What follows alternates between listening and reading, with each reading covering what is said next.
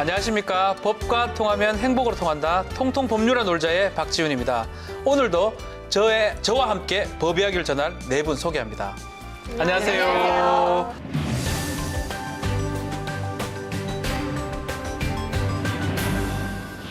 여름 되니까 더 이뻐지신 것 같아요. 어머, 원두우먼 같습니다. 예. 원두우먼 같습니다. 예. 휴가철이면 관광버스 이용률도 높아지는데 그만큼 사고 위험도 이제 커지는 것 같습니다. 최근에 네. 이런 대형 버스 사고가 많았잖아요. 말씀하신 관광버스도 있지만 저는 관광버스를 그렇게 이용할 일은 많지 않은데 반면에 지방재판 다닐 때는 네. 항상 이런 시외버스를 많이 시외버스 타야 타요. 되죠. 특히 네. 이제 뭐 저기 막 전남 이런 재판 간혹 가다 해남 지원, 보면 네 그런 데는 지원, 네. 우선 딱 버스를 탄 다음에 모든 저에 대한 안전은 기사님에게 이름하고 그렇죠. 눈을 감습니다. 이제 자야지, 잠을 자죠. 근데 자야지. 저뿐만 아니라 대부분의 승객분들이 타자마자 다 그냥 주무시더라고요. 전 불안해서 잠을 못 자요. 어. 주무실까봐 혹시라도 기사님이 네. 주무실까봐 항상 그 기사님 뒷좌석에 앉아서 기사님이 눈을 뜨고 계시는지 안 뜨고 계시는지 말이나 걸어요, 그냥. 깨워드리려고. 괜찮으세요, 기사님? 말을 항상 걸으세요. 스탠바이 자세로. 복장이 좀 좋으시네요. 예. 그리고 기자들은 당에서 취재하러 네네. 갈 때 그 당에서 이제 취재 버스를 마련해 주거든요. 그렇죠. 예. 그래서 그거 타고서 같이 이동하러 많이 이용을 하곤 해요. 근데 버스에 잠을 잘 못 잔다 걱정이 돼서. 네네. 맞습니다. 버스 사고는 탑승객은 물론 이 주변 차들까지 위험에 빠뜨리게 됩니다. 큰 인명사고로 이어지기 때문에 정말 더욱 철저한 대비가 필요한데 그래서 오늘은 버스의 안전에 대해서 얘기를 나눠보려 합니다. 우리가 다뤄야 할 법은 뭡니까, 양 기자님?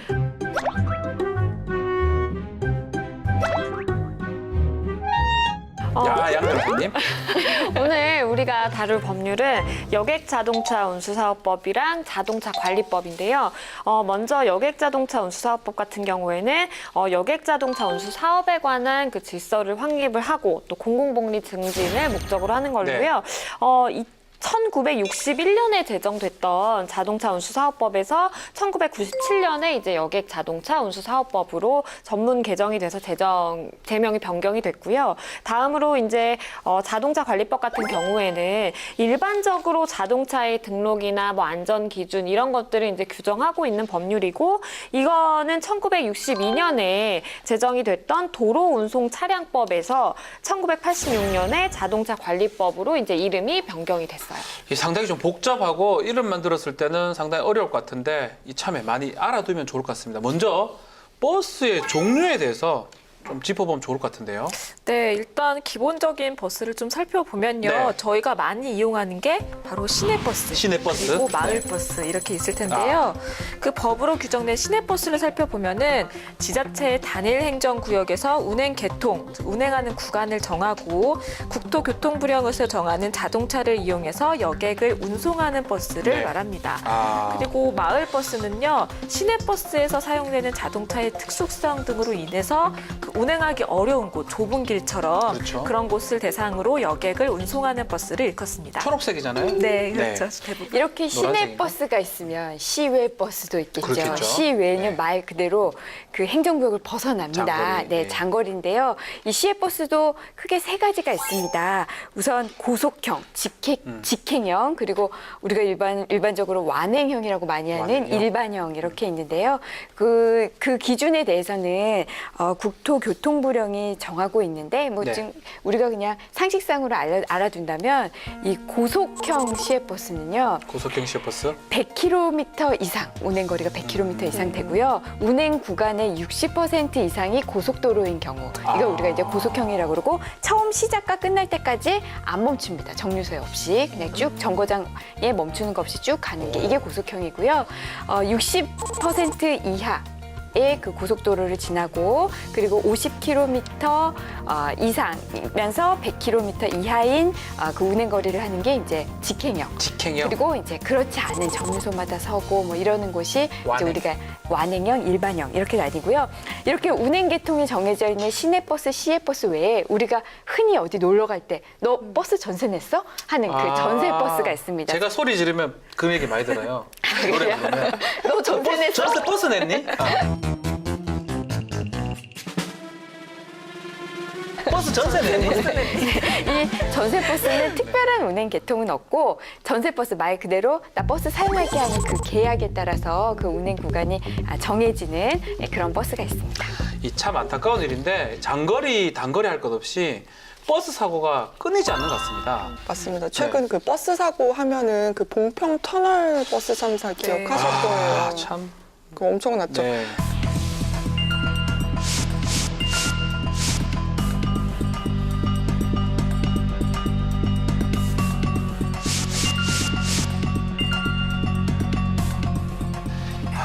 이 사상자를 많이 냈었는데 이 사건에 대해서 민사소송의 첫 판결이 얼마 전에 나왔어요.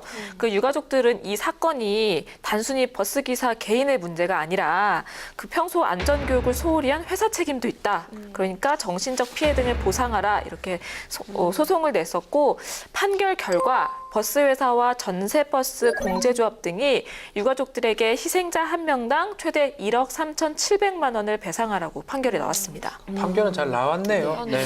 얼마 전에도 네. 그 진 7월 초인가요? 네. 그때 그 양재 나들목 부근에서 그 연쇄 추돌 그 사건이 났었는데 네.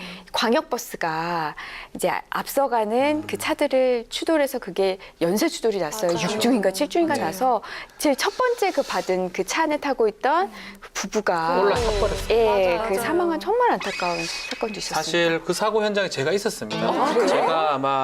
제가 자주 다니는 고속도로 길인데 당시 이제 일이 있어서 이제 서울로 가려고 할 때 너무 막히더라고요. 그 일요일 날은 잘 안 막혀요. 안 막히는 날인데 왜 이렇게 막히나라고 이렇게 뒤에 보고 있는데 너무 막혀가지고 나중에 이제 나오면서 보니까 큰 사고가 났더라고요. 근데 큰 사고가 났는데 고속도로에서 경부고속도로 그 사고가 잘 안 납니다. 그래서 나중에 보니까 그런 끔찍한 사고가 있었다 생각이 드는데 근데 대체 버스 사고는 어떠한 방식으로 일어나는지 저희가 좀 한번 봐야 될 것 같고 대형 인명 피해로 이어지는 사고 영상을 좀 보면서 얘기를 나눠보도록 하겠습니다. 아우. 저 앞에 차는 너무 세게 부딪혔어요. 이게 봉평터널 네. 맞아요. 주체를 못합니다. 이거는 불이 난 맞아요. 사고고요. 그러니까 버스가 주체를 못하고 브레이크 밟지 못하고 그냥 계속 넘어가 버리니까 이것도 이게 아마 이게 가장 이게 최근에 경부고속도로 사고죠. 완전 전복 정말 종이장처럼 구겨졌어요, 네. 차가. 한 몇 초 만에 진짜. 어머. 순식간에. 저 앞에 차는 무슨 아우, 운전자가 저걸 피할 수도 없고 졸음운전하셨겠죠? 어머, 어떡해요. 어떻게 피해 저거를.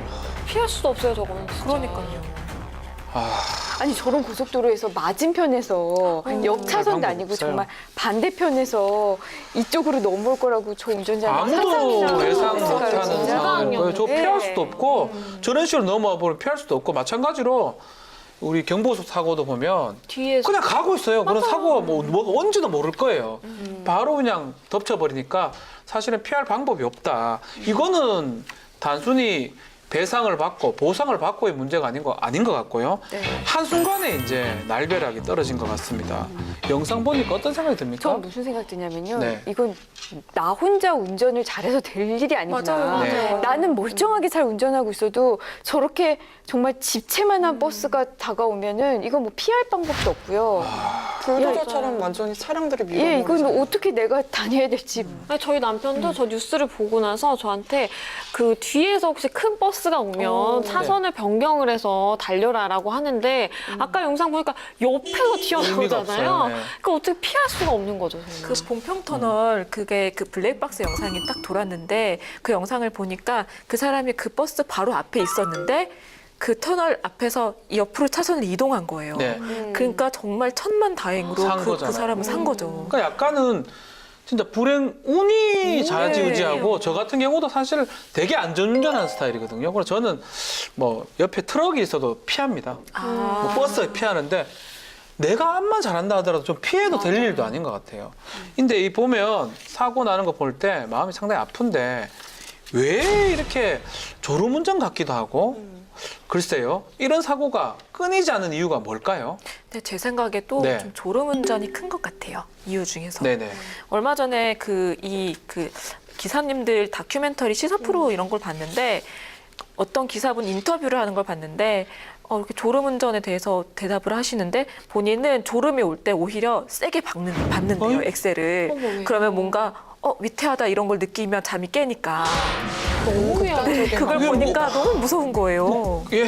어떤 아니, 분은 뭐 파스 이용해서 막 눈 밑에 바르시고 그러시는 분들도 계시더라고요. 아니 이렇게 대형 버스를 운전하시는 분들이 운전 미숙으로 사고를 내는 경우는 거의 없어요. 이분들은 그렇죠. 거의 베테랑이기 때문에. 그럼에도 사고를 내는 거는 말씀하신 것처럼 졸음운전이 가장 많고, 이 졸음운전으로 인한 대형 사고가 뭐 처음 한 번, 두 번 있은 일이 아니거든요.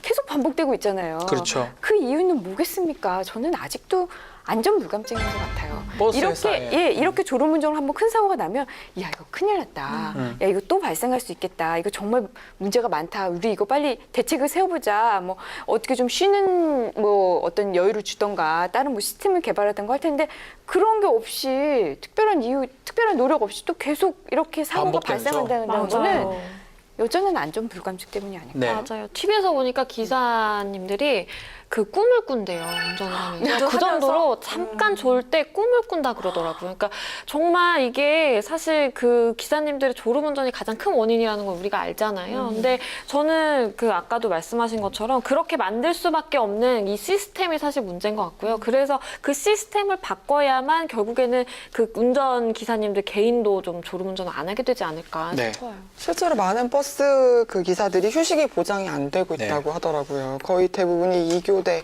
뭐 좀 나은 경우는 3교대로 돌아가고 있다고 하는데 그 어떤 실험을 그 조사를 한 걸 봤더니 2교대로 돌아가는 곳이 3교대로 돌아가는 것보다 사고 발생률이 훨씬 많더라고요. 그렇겠죠. 예. 아무래도 그럴 수밖에 없겠죠. 승용차의 졸음운전도 엄청 위험한데 승객들이 많이 싣고 있는 이런 버스는 또 사고가 나면 또 다른 운전자한테도 피해를 줄 수 있는 거잖아요. 더 이상 남의 일은 아닌 것 같습니다. 그러니까 저 역시 이제 운전을 하다 보면 한 번씩 이제 깜빡 졸면 한 몇십 미터, 100m씩 가잖아요. 그럼요. 졸면.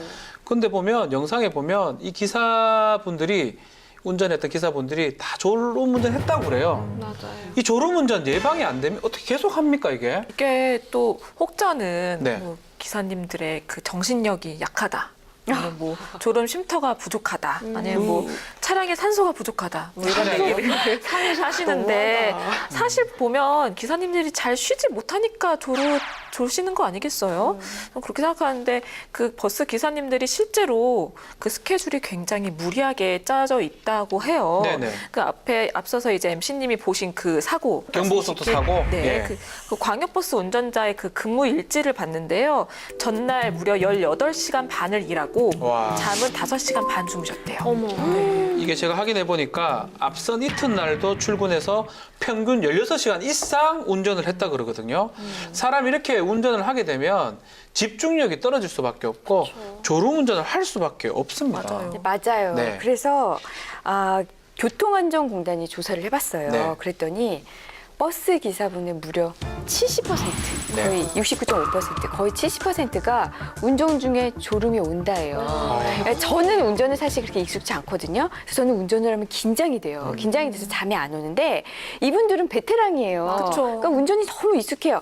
딴 생각을 하시면서도 운전을 충분히 하실 수 있는 분들이에요. 플러스 특히 매일 다니던 길이잖아요. 그렇죠. 매일 다니던 길이니까 정말 이거 뭐 고속도로다. 고속도로는 길도 가뜩이나 일자예요. 맞아요. 잠이 안 오는 게 더 신기하죠. 그 중에서 어쨌든 70%의 기사분들이 졸음을 경험했고 네. 또 실제 졸음 운전을 해봤다라는 분도 56.8%, 약 57%가 되고요. 이게 또 졸음 운전으로 끝나면 다행인데 이 5명 중에 1명꼴로 그러니까 19%가 졸음 운전이 실제 교통사고로 이어졌다라고 얘기했으니까 정말 버스는 너무 위험하다는 생각밖에 안 드네요. 이 결과만 보면. 네. 무서워요. 왜 졸음운전이 그럼 사고로 이어지느냐. 미국 도로안전청의 보고서에 따르면요. 18시간 동안 잠을 자지 못한 운전자는 네. 혈중 알코올 농도 0.05%의 음주운전이랑 오. 비슷하다고 해요. 음주운전 하고 있는 거랑 비슷한 거죠. 네. 21시간째 깨어있는 운전자는 알코올 농도 0.08 수준. 비슷할 정도로 둔해진다고. 아니 이거 저는 이해가 안 되는 게 휴식 이게 권리거든요. 수면 휴식. 우리 국제노동기구 ILO에서는 최대 운전 시간을 하루 9시간 규정해 놓고 있고 주 48시간 규정하고 있습니다. 그리고 최대한 4시간 연속으로 운전 못하게 돼 있는데 우리나라는 이런 규정 없는 건가요? 우리나라도 사실 그 제한 규정은 있어요. 네. 계속 이제 사고가 발생하다 보니까 우리가 얘기했던 여객자동차 운수사업법에서 그 시행 규칙이 개정이 됐거든요. 그래서 사실 올해 2월 달부터 이제 시행이 되고 있습니다. 그 내용을 잠깐 소개를 해드리면 시외나 전세버스의 경우에는 노선을 한 번 이제 운행한 이후에 최소 15분 이상 이제 휴게 시간이 주어져야 되고요. 네. 그리고 운행 중 2시간을 연속해서 내가 운전을 했다. 그런 경우에도 역시 15분 이상의 이제 휴식 시간을 부여받아야 돼요. 그리고 하루 내가 이제 운행을 쫙 하루를 한 다음에 그 종료하는 시간부터 다시 내가 운전대를 잡는 시간까지 연속 휴게 시간이 8시간 이상이 이제 보장이 돼야 되거든요. 네. 근데 저는 개인적으로는 뭐 8시간도 사실 과거에 비해서는 나아진 거긴 하지만 이게 8시간을 가만 따져보면요. 내가 운전대를 놓는 순간부터 뭐 준비해서 퇴근하고 씻고 자고 그다음에 다시 이제 운전대를 잡기 전 그 시간들 다 계산해보면 한 4시간, 5시간밖에 못 자는 시간이거든요. 그러니까 이것도 사실 규정이 조금은 미흡한 게 있는 것 같아요. 그러니까 시간이 좀 개인차는 있는 건 같은데요. 지금 시간 규정이 돼 있는데 왜 휴식 시간이 부족한 겁니까? 이게 왜냐하면 근로기준법을 보면 네. 노사가 협상을 하면 연장 근무 가능하게 돼 있잖아요. 네네. 그러니까 이것 때문에 연장 근무를 많이들 하시고 또 이제 2시간 운전하면 15분 쉬는 이게 법적으로 정해져 있기는 하지만 네네. 이걸 점검을 어떻게 해요? 맞아요. 제대로 점검이 이루어지지 않고 있으니까 이게 실제로 행해지지가 않는 거예요. 그러니까 실제로 이제 보면 버스기사 운전님들의 그 과로가 합법적으로 방치되고 있다. 이렇게 볼 수도 있어요. 이게 근로기준법 따르면 5인 이상이고 이 사업장 내에 근로시간을 주 40시간을 정하고 연장 근무는 주당 12시간까지 허용하도록 돼 있지만 이제 특례 조항이 있습니다. 26개 업종은 조정이 가능하다고 돼 있는데 문제는 운수업이 이 특례 조항 중에 하나이기 때문에 조정이 가능한 상황이라서 아마 조정을 해가지고 시간을 늘리는 게 아닌가 이게 문제라고 보입니다.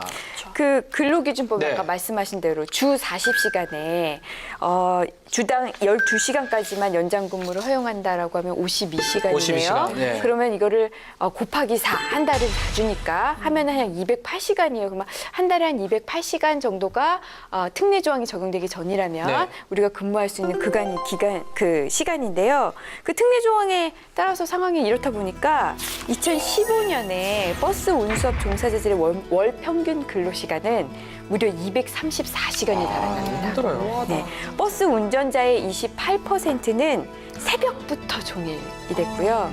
이튿날 쉬는 격일제 근로로 아주 극도의 피로감을 호소하고 있다고요. 그러니까 저희도 전 계속 버스 타고 다니는데 버스 기사님이 거의 쉬지도 못해. 그리고 잠시 이제 화장실 같은 데 급해서 쉬잖아요. 네. 막 승객들이 또 화내고 막 그 그러잖아요. 시간을 또 맞춰야 되니까. 시간 맞춰야 되니까 상당히 힘든 것 같습니다.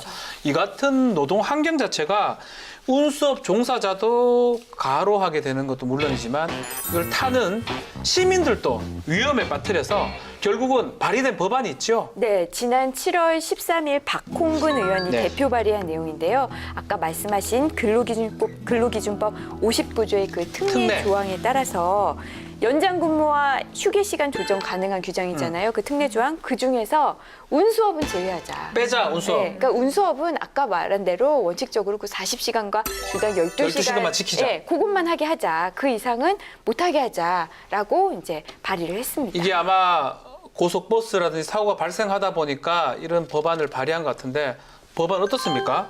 저는 요새 언론에 네. 최근 과로사하는 집배원들 많아서 네네. 그 많이 문제가 됐잖아요. 이 언론에 노출이 되니까 이제 그제서야 문제점이 발견이 된 건데 버스 기사님들 문제도 그렇고 지금까지는 이 특례 업종 문제가 수면 위로 드러나지 않아서 몰랐던 부분이 그렇죠. 있었는데 그래서 지금부터라도 이제 특례 업종에 있는 분들 이제 무리하게 업무를 하지 않도록 좀 조정을 꼼꼼하게 할 필요가 있지 않을까 그런 생각을 해봤어요. 그렇죠. 사실 이제 이게 물론 연장 근무를 하고 그 제한을 두지 않으면 뭐 과로하고 피로하고 이건 사실 모두가 그렇겠지만 이 버스 기사님들의 경우에는 저는 안전과 사실 직결되는 문제이기 때문에 그렇죠. 더 특수성이 있다고 생각을 해요. 그렇기 때문에 더 사실 휴게 시간이 보장돼야 되는 그런 직종인 것 같고 그래서 이제 근로기준법 이런 그 개정과 더불어서 사실 여객운수 그 사업법 자체 내에서도 조금 저는 아까 8시간 휴게 조항도 그렇고 좀 더 이렇게 꼼꼼하게 그 규정을 조금 정리 정비하는 게 필요하지 않을까 하는 생각도 들어요. 네. 저는 조금 이걸 좀 근본적으로 보면은 네네. 왜 이렇게 기사님들이 그 연장 근무를 할까?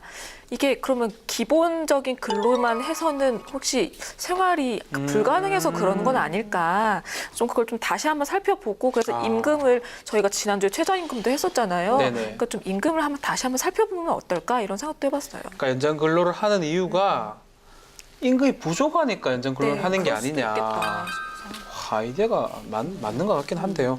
이제 우리 법적 제재도 해야 되고 다듬어야 되는데 더 문제는 일각에서는 졸음운전 해가지고 사고 낸다 하더라도 처벌이 그다지 강하지 않다고 지금 하고 있어요. 그렇죠. 우선 우리가 졸음운전을 해서 사고를 내서 사람들을 다치게 했다. 네. 그러면 교통사고 처리 특례법에 의해서 처벌을 받는데요. 형이 5년 이하의 금고 또는 2천만 원 이하의 벌금입니다. 네. 우리가 금고는 징역과 달라서 안에 들어가서 노역을 하지 않는 걸 말하죠. 그래서 어쨌든 5년 이하의 금고 또는 2천만 원 이하의 벌금을 최대 형량으로 하고 있고요. 그래서 때문에 이렇게 졸음 운전을 해서 사람을 네. 정말 수십 명 다치게 한다 해도 이거는 이 정도의 형밖에 안 그렇죠. 되는 거죠. 네. 그래서 가중된다 하더라도 여기서 2분의 1밖에 안 되잖아요. 그렇죠. 가중이. 그러니까 음주라든지 약물을 복용한 상태에서 운전을 해서 그렇죠. 사고 내면 도로교통 위반이 되잖아요.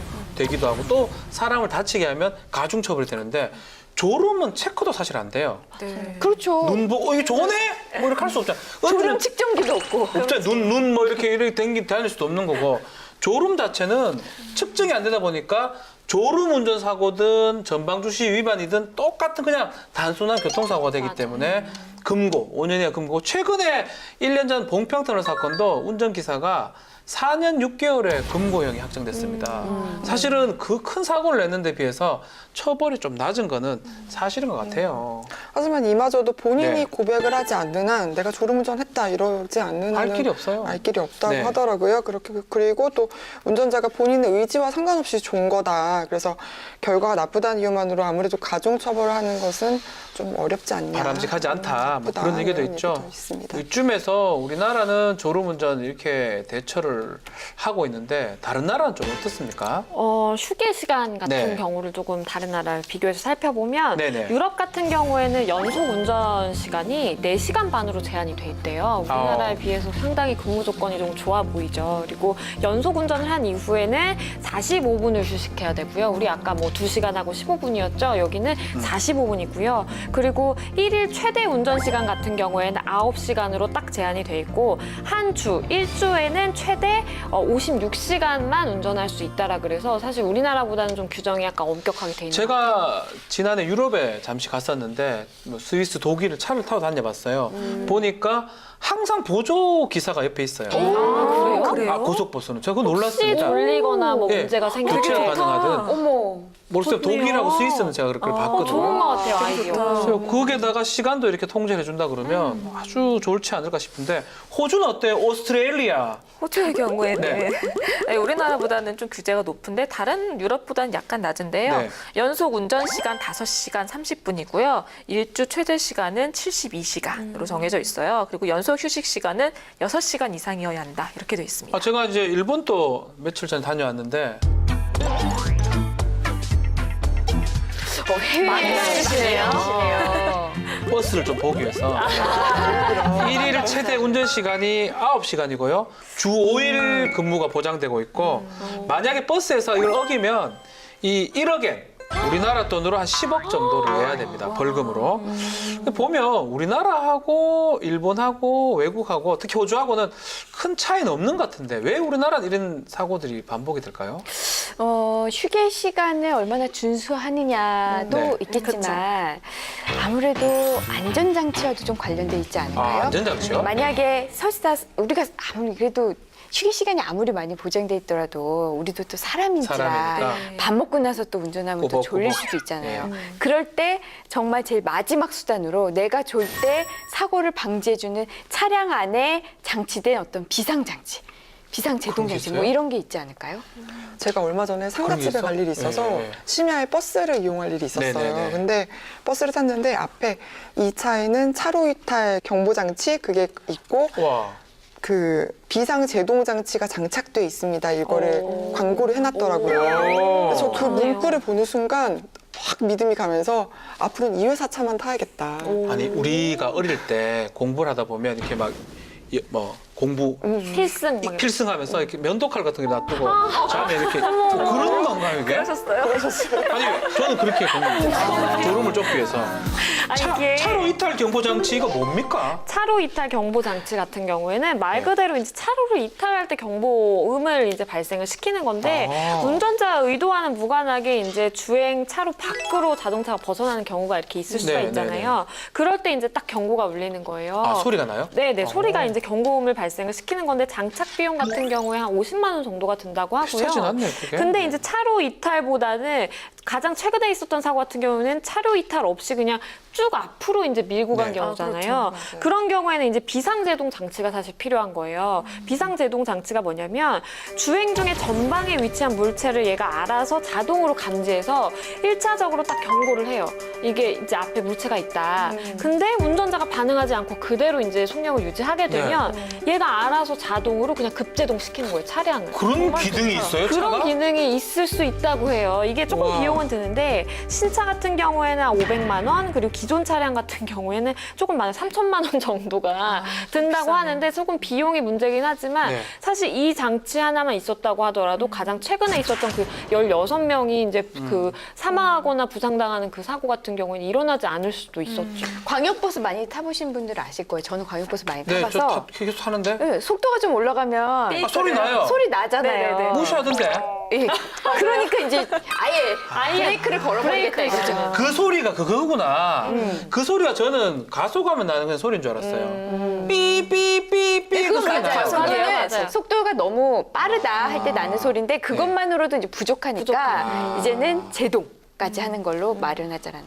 와, 이거 뭐 키트인데요, 우리 어릴 때 자동차. 예. 물론 비용이 발생할 것 같긴 하지만 안전장치를 장착하면 정말 좋을 것 같은데 얼마 전부터 시행 중인 게 있죠? 네, 맞습니다. 얼마 전 7월 18일부터 교통안전법 시행령 및 시행 규칙을 일부 개정해서요. 네. 버스나 화물 트럭 등 대형 사업용 차량에는 그 차로 이탈 경고 장치 장착이 의무화됐고요. 아. 이를 어겼을 경우에는 100만 원의 과태료를 물게 됐습니다. 그래서 네. 당장 이제 신차는 내년부터 아. 반드시 이거를 장착해야 되고요. 그럼 지금 다니고 있는 차들은 어떻게 하느냐? 이건 2019년 말까지 장착을 해야 됩니다. 네. 비용이 만만치 않겠죠? 근데 이 소유주, 차량 소유주는 이 비용의 20%만 되면 되고요. 아, 괜찮네요. 나머지 80%는 국가와 지자체가 각각 40%씩 부담한다고 하네요. 그러니까 기존 차량 같은 경우는 1, 2년 유예기간 좀 두었다는 건데 그러면 그동안 15만 대 버스나 화물차 같은 경우는 안전장치가 없다는 거네요, 그죠? 네, 네. 이거 외에도 차로 이탈 경보 장치 효과에 대한 논란도 좀 있어요. 그 지난해 미국 도로교통안전국이 분석을 해봤는데 후방 추돌 사고의 약 40%가 브레이크를 밟지 않은 상태에서 발생을 한다고 하거든요. 또 전체 교통사고의 약 74%가 사고 발생 3주 전에 부주의한 상황에서 벌어졌다. 네. 또 차로 이탈은 12%에 불과했다는 겁니다. 지금 얘기 들어보면 차로 이탈 경보 장치, 방지 장치보다는 전방 추돌 장치를 빨리 다는 게 필요할 것 같은데 글쎄 전방 추돌 장치 좀 비싼 것 같기도 하고 차로 이탈 경보 장치만으로 사고를 막을 수는 없을까요? 저는 뭐 없는 것보다는 사실 좀 낫겠지만 네. 하지만 차로 이탈에 대한 그 경보음만 울리는 것만으로는 아까 말씀드렸던 것처럼 최근에 있었던 그 사고는 사실 막을 수가 없는 거거든요. 그래서 저는 물론 예산이 사실 문제기는 하겠지만 전방 추돌 장치에 대한 그 경고 시스템이 좀 더 시급한 거 아닌가라는 생각이 좀 들어요, 개인적으로. 네, 맞아요. 저희 어머니 차 이게 있거든요. 이 아, 있어요? 네, 그 차선을 벗어나면 아. 삑삑 울려요. 차선을 어떻게 자기가 그게 요새 자연스럽게 출시되는 네. 차들은 거의 다 있어요. 있어요. 근데 이게 습관이 되다 보니까 아무렇지도 않아 해요.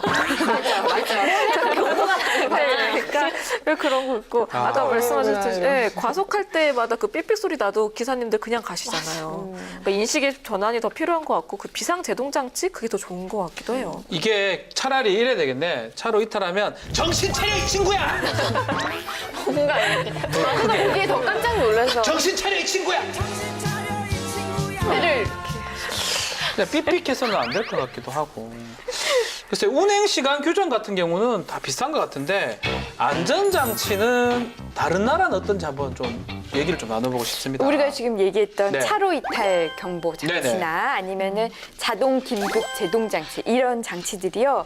미국, 네덜란드, 이스라엘 이런 나라들은 이미 장착이 의무화되어 있다고 하네요. 아, 빠르네요. 유럽 같은 경우에는요, 네. 2013년에 8톤 이상의 상용 차량에 비상 제동 장치를 설치하도록 한 데 이어서 2018년부터는 전 차종으로 확대할 예정이라고 합니다. 미국 보니까 2022년부터 모든 차량에 비상 제동 장치를 이제 하는 거를 의무화했다고 하는데 우리나라도 비슷한 법안이 있다고 합니다. 그렇죠. 우리가 네. 지금까지 계속 얘기한 것처럼 차량 이탈 경보 장치만으로는 부족하다라는 거예요, 결국. 네. 그래서 이제 발의된 법안인데 이 아까 차량 이탈 경보 장치 같은 경우에는 올해 7월 18일부터 의무 장착하도록 이제 이미 개정이 됐잖아요. 그런데 전방 추돌 경보 장치나 뭐 자동 긴급 제동 장치 이거는 아직 의무가 아니란 말이에요. 네네. 그래서 이렇게 이제 주행 중에 전방 상황을 감지해서 경보음을 알리고 그다음에 심하게는 자동으로 그냥 제동시키는 그런 장치를 의무 장착하자라는 이제 내용으로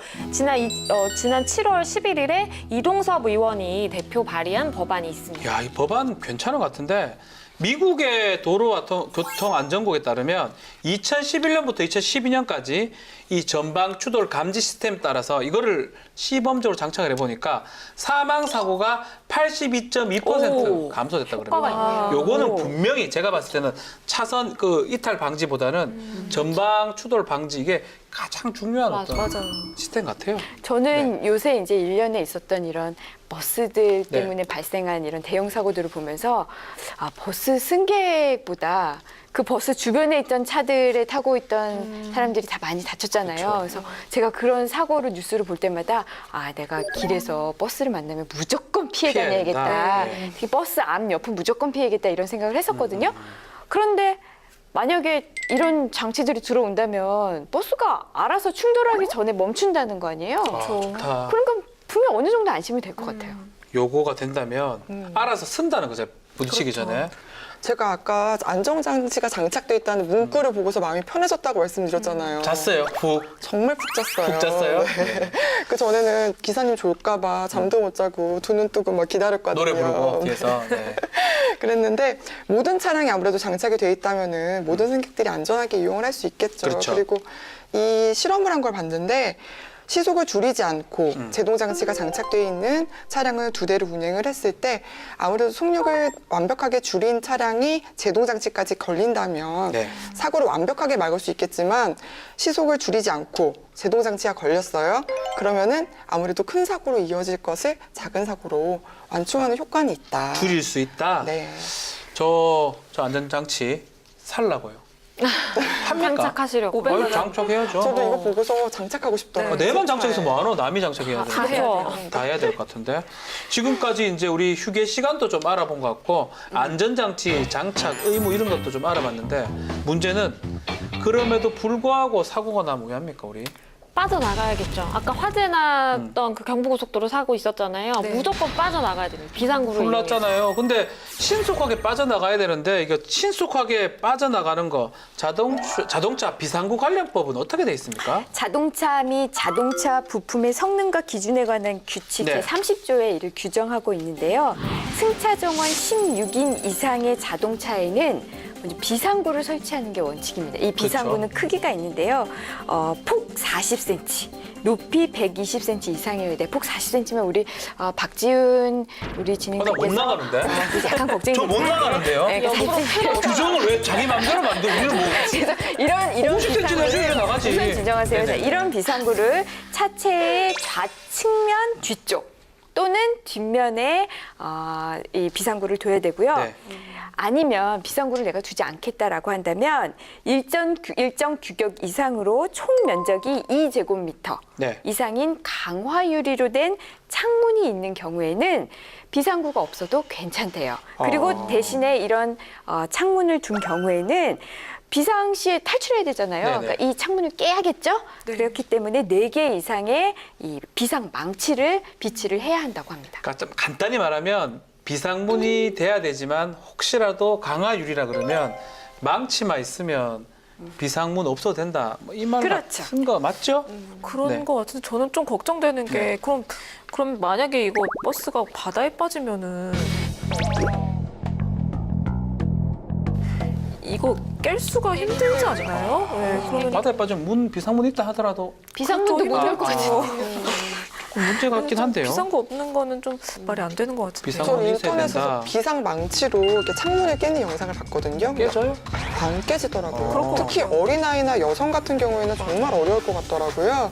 그래서 아무래도 비상문은 꼭 좀 필요할 것 같다는 생각이 들던데. 어때 비상문 임방글 변호사? 저는 사실 네. 제가 광역버스 많이 타고 다니잖아요. 네네. 광역버스를 제가 한번 이 방송을 준비하면서 한번 광역버스를 타면서 봤어요. 네네. 봤더니 왜냐면 저는 사실 비상망치 이런 게 있는지도 몰랐거든요. 맞아요. 비상구도 있는지도 몰랐어요. 근데 버스를 타면서 보니까 비상망치가 다 있죠. 창문 옆에 다 비치가 다 있어. 되어 앞에 2개, 있더라고요. 뒤에 2개 있어요. 네. 아니요, 제가 탄 버스는 창문마다 있었어요. 근데 문제는 저처럼 이렇게 버스를 자주 이용하는 사람도 몰랐다는 사실이에요. 그러니까 이게 물론 설치도 중요하지만 좀 홍보도 필요할 것 같아요. 비상시에는 여기 비상망치를 이용해서 뭐 창문을 깨고 나가시면 됩니다라는 그런 맞아요. 방송 같은 거라도 한번 나와야 되지 않을까 싶어요. 저가 타는 이제 버스는 이제 그 TV를 보여줘요. 네. 지겹지 않도록 그 TV 중에 일정 부분이 비상시 요령 같은 것들을 보여줘요. 그런 거 나오는 그 연예인이 이제 개그맨이 막 움직이는 모습하고 막 깨는 모습 나오기 때문에 저는 이제 대충 그 보면서 어디에 있고 어떻게 나가는가는 사실은 조금 알 것 굉장히 같긴 합니다. 훌륭하십니다. 그렇지만 이제 실제 이런 일이 일어나면 어떻게 또 이용할지는 조금 걱정인데 어떻게 사용할 수 있겠어요, 양진 변호사? 아니 저는 사실 예전에 그 자동차 프로그램을 한 적이 있는데 네네. 그때 그 자동차 전문가께서 다 설명을 해주시고 아. 저도 사실 비상망치 있는지 잘 몰랐어요. 근데 그 얘기를 듣고 나니까 그게 보이더라고요. 이렇게 있구나 네네. 보이고 그분이 하셨던 말씀이 버스도 버스인데 일반 차량 같은 경우에 사고 났을 때 문이 안 열리는 경우가 거의 다반사래요. 그래서 일반 차량에도 이렇게 운전석에서 다 손 닿을 수 있는 곳에 비상망치를 설치해 놓으라는 거예요. 그래야만 이렇게 깨고 나갈 수가 있지. 안 그러면 문 안 열리면 그거는 너무 위험하다는 거예요. 근데 저 역시도 이 얘기를 들었지만 내부에 이렇게 손 가는 곳에 비상망치를 아직 설치하지는 못했어요. 저도 많이 본 것 같은데 실제로 해보라 그러면은 할 수 있을까 싶거든요. 그래서 많이 봐도 좀 실습을 좀 해봤으면 좋겠어요. 좀 깨봐야 되는데 그죠? 네, 한번 깨봐야지 이게 어느 정도로 이게 하면은 좀 깨지는구나. 작아요. 제 크기 보면 한 이 정도 크기거든요. 네. 손목 같은데 이게 스냅이 들어가야 돼요. 이래 막 뚝뚝 때리지 않고 스냅 이렇게 앞에 촉으로 탁탁 쳐야지만 금이 쫙 가면서 손으로 팍 쳐야지 되는데 쉽지는 않을 것 같은데 자. 이 시청자 여러분들 중에도 이거 비상망치 사용하는 법 모르는 분 계실 수 있으니까 네. 임방을 변호사 좀 알려주세요. 네, 그 법으로 네. 비상용 망치 4개 이상 비치해야 된다라고 규정은 되어 있지만 위치는 정해져 있지 않거든요. 네네. 그러니까 이런 버스 같은 거를 이용하실 경우에는 타자마자 봐요? 그 위치를 찾아보세요. 보통은 창문 옆에 있어요. 네. 왜냐하면 창문을 깨고 나가야 되니까 제일 가까운 곳이 고개 안 들면 좋겠네. 마련이잖아요. 비었으면 어디예요? 비상망치 옆에 앉아가지고. 네, 그렇겠죠. 아무래도. 근데 대부분은 창문 옆에 비상망치가 다 있을 거예요. 네네. 그 비상망치 위치를 알아두시고요. 비상 상황이 발생했다. 그 비상망치를 꺼냅니다. 자, 창문이 이만해요. 네. 어디를 치는 게 좋을까요?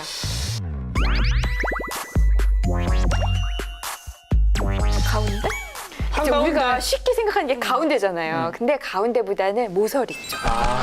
모서리 쪽을 쳐야 이제 깨진다고 하고요. 네. 그 다음에 깼다고 해서 바로 나오시면 다치실 수 있어요. 왜냐하면 이런 데는 다 뾰족뾰족 하잖아요. 그러니까 옷이나 수건 같은 걸로 손을 마신 다음에 그 다음에 이제 좀 나와 있는 잔해들을 이렇게 치우고 그 다음에 빠져 나오시면 되겠습니다. 그러니까 칠 때도 이제 툭툭이 아니고 스냅을 줘서 쳐야 되겠죠? 턱 네 군데 치고 둘둘 말아서 펑 밀고 가라는 그 말씀이죠. 네, 우리가- 실습까지 제가 딱 해드린. 예. 제가 최근에 버스 타니까 아까 MC님 말씀하신 것처럼 안내 방송 하더라고요. 네네. 그래서 보고서 깜짝 놀랐거든요. 비행기 탈 때만 그 주의 깊게 보시지 마시고 이제 버스 같은 거 타셔도 안내 방송에 비상망치 어디 비치돼 있는지 어떻게 사용하는지 탈출구는 어딘지 좀 귀 기울이시고 영상 보셨으면 좋겠어요. 저도 버스 모니터에 그걸 뜨니까 참 놀랍게도 출근길에 많은 사람들이 그걸로 봐요. 비상문이 있는 곳을 다 보더라. 뭐 자는 사람 자겠지만 그걸로 보게 되더라고요.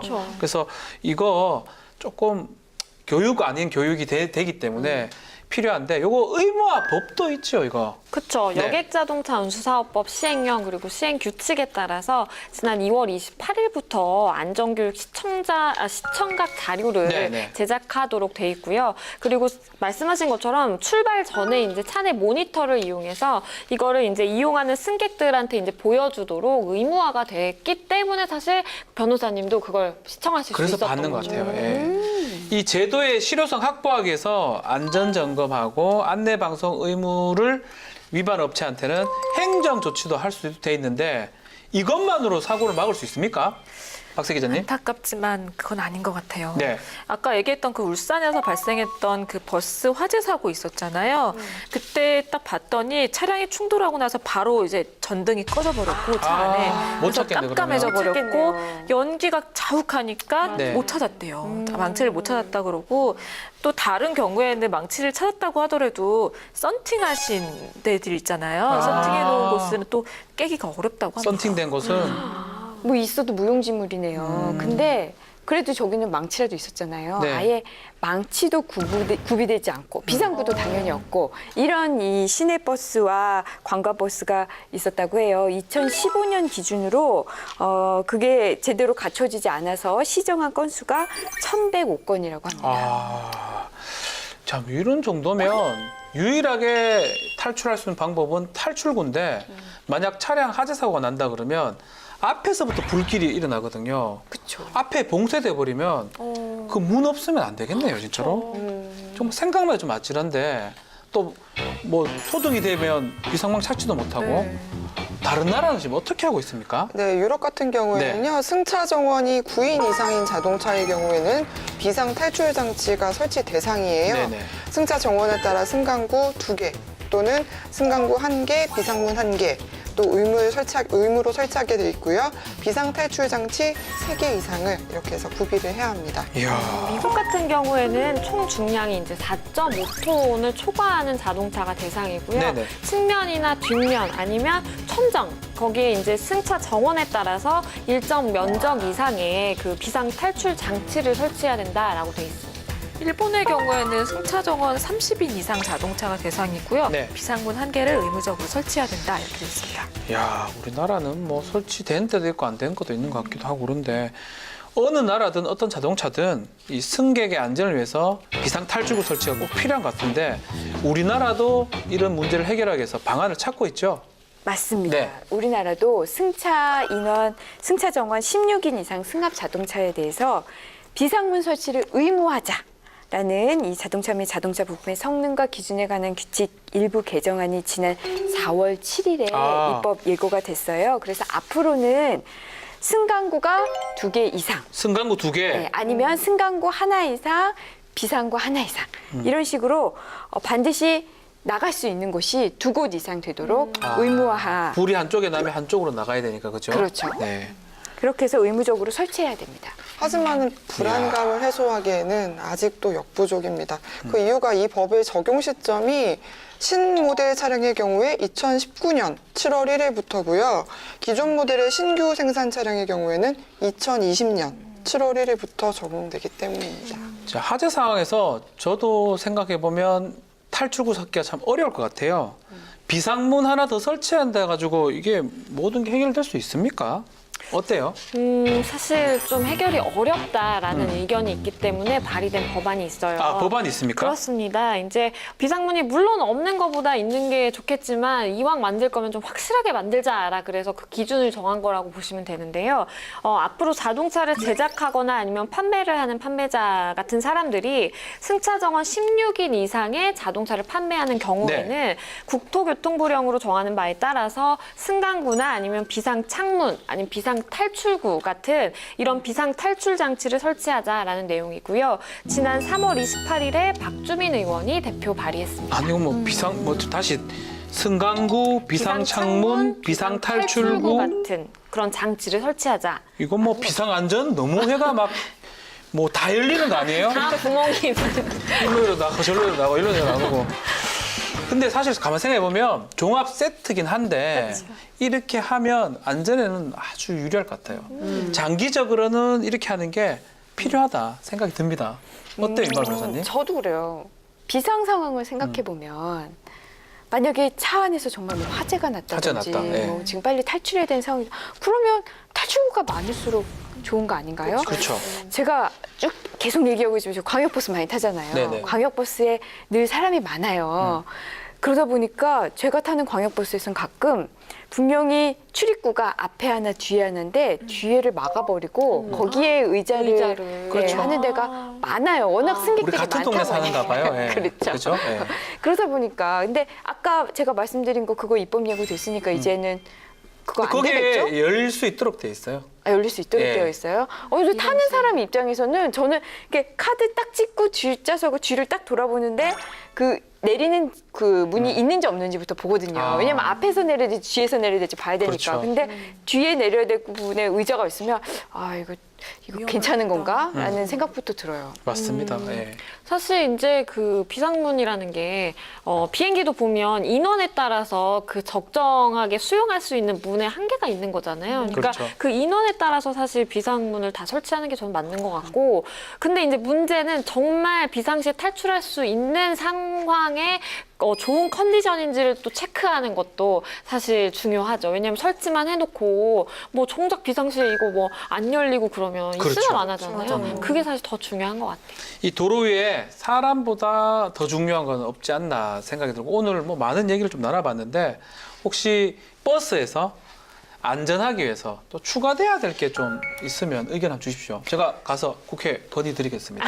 드릴 거예요? 네네. 알겠습니다. 아니 저는 그 아무래도 졸음운전이 사고의 네네. 가장 큰 원인인 것 같아서 얼마 전에 기사를 봤더니 그런 기술이 있더라고요. 어떤? 그러니까 이 사람의 카메라인데요. 사람의 얼굴을 보고 그 사람을 파악을 해서 맞아. 졸음 졸리구나. 아, 그걸 알 수 그걸 있어요? 알 수가 있어요. 하품을 몇 번을 한다든지 아니면 눈물이 아. 보인다든지 이런 것들 있잖아요. 눈꺼풀이 무겁다든지 예. 이런 걸 좀 재서 이 사람이 많이 졸리고 위험수위다. 그러면 삑삑 경보를 누르는 우와, 거죠. 좋네. 일어나 이렇게.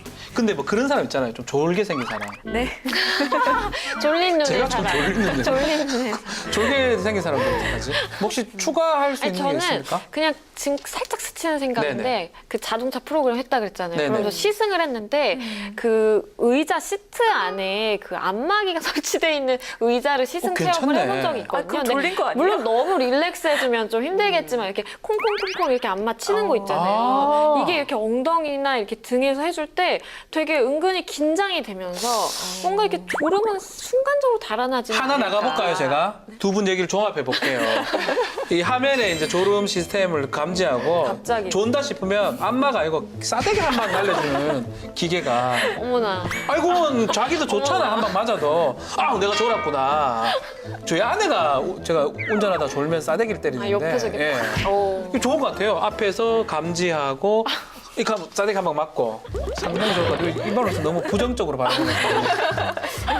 네. 별로입니까? 네, 별로입니다. 아, 죄송합니다. 혹시 의견 없습니까? 네. 지금까지 나와 있는 법안들, 통과되지 않는 법안들도 사실 이게 비용이 많이 들어가서 좀 우려스럽기는 한데 아무래도 통과가 되고 나면 안전에 확실히 도움이 되는 것들이기 때문에 꼭 좀 통과됐으면 좋겠습니다. 맞습니다. 지금 이제 계류된 법안들이 비용이 좀 들지만 안전이 최고기 때문에 사실은 빨리 통과가 돼야 되고 비용이 들더라도 그게 가장 중요한 게 아닌가 생각이 듭니다. 물론 인력으로 세상의 모든 일을 막을 수는 없습니다. 하지만 졸음운전과 같은 사고는 우리가 충분히 막을 수가 있고요. 또 법적 제도는 물론 사회적 인식의 변화로 같은 사고가 반복되지 않기를 바라면서 다음에도 행복으로 통하는 법 이야기를 가지고 돌아오겠습니다. 감사합니다.